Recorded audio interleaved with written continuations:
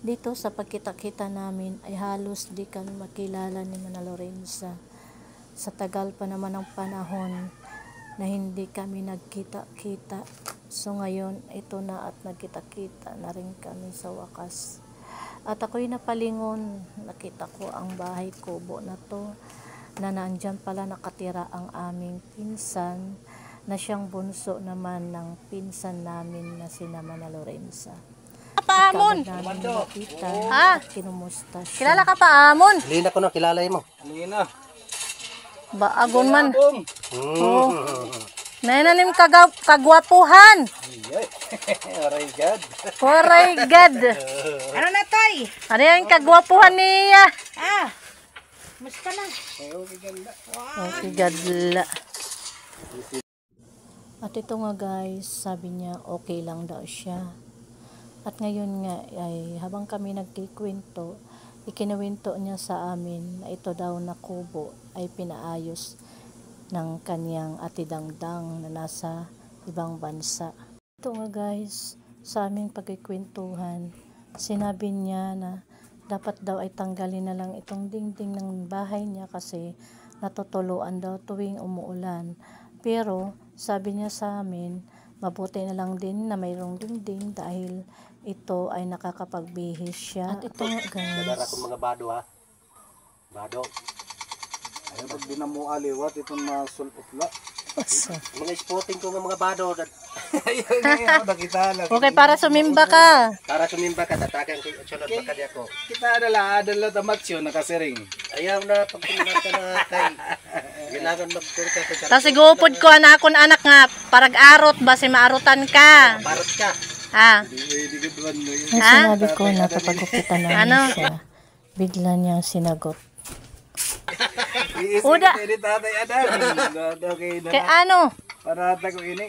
Tatay. Panata mo? Oo, katatay Adan. Agay katatay adan. Pero tatagan Kaya- ko bado sa mutaha. Ayaw na ito nga panata kay may Jesus nakita. Mabara ka balito nga. Correct, susuluton, kaya ada ito matsyo. Sabi niya sa amin ay wag daw kami mabahala sa kanya dahil talagang naalala niya pa kung ano ang sinabi dyan sa Matthew. Kanin na kung kayo'y kakapusin sa inyong kakainin o iinumin o susuting damit.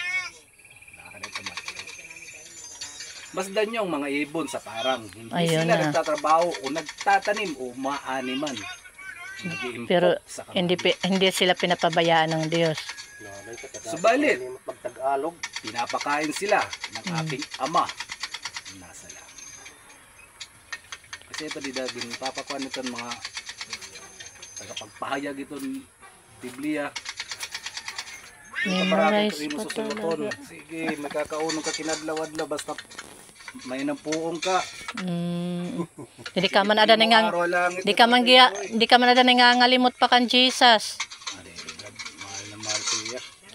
Maupay, Bugto ko iya, porsuso ko nga bugto. praise God. At habang may pinapanood siya sa cellphone, ito ang kanyang naalala at kanyang ikinuwento din sa amin. Ako nyara na Augusto Daca Gabita. Sinilang ako noong August 29, 1979. Kabasay ko dito naklat ang payag. Nasiring dito nga pangitain ng limitaw sa langit. Pangitain mga itong naabot. Naabot oo mga Panglupon, ka mga kuan. limitaw sa langit. Isang korona binubuo. Silatan binubuo. Corona bandera ito nakita ko na una. Nang 12 bituin, 12 empires. United Union, nakita ko na luwag. Ang kanyang pangalan ay nakatunton sa buwan, ang kanyang ulunan. Ano yung kapangarangkan? Hindi ko ito inakunyaran. Tapos dito liwat ito, nagpausa ko kay ano may Augusto din niya, Israel, ng emperor. Nagpausa na ako na kinabuhi kay anong subad na ini. Hindi makakita. Kay baruwi ko lang ito, sinakuha, nadlawad lang mabasan. Biblia. Yung nakatungunan, sinubay ko natin, ano nat ng mga ano nababaron mga tao, nakagawas kayo ng espiritu. Oo, kay di man siyempre kita may espiritu man. Hindi maaram ito. Hindi naman kita espiritu, tutulong man kita nga bahin. Yan nalatag ito nasa ayod, may kondisyon na yan, nalo pa dit ginawa na yung Oo, kaya an aton man lawas madudunot man nato tuna kuan na at tapo-tapo mabalik an atong kaluluwa mabalik ngadto Ginoo. Amo iton. Oo, maupay. kaya na Jordan. Maupay na lakay na nanunumdum ka pa kan Lord. Permento. Permento dito, adlaw gabi ko daw nasunod. Mm. Pinamati na lang ito. Pinuro kaya kan, tapos mga plano. Maiya na gud man kaming naikakarani di kami maaram kunay na nimo balay. Pansamantalang naputol ang aming pagkwikwentuhan. So nandito nga pala kami guys sa Muchong Samar at kami ay yun nga bumisita kami sa aming pinsan na matagal na naming hindi nakikita. So at ito nga pinagbigyan tayo ni Lord ng pagkakataon na magkita-kita kami dito sa Muchong Samar.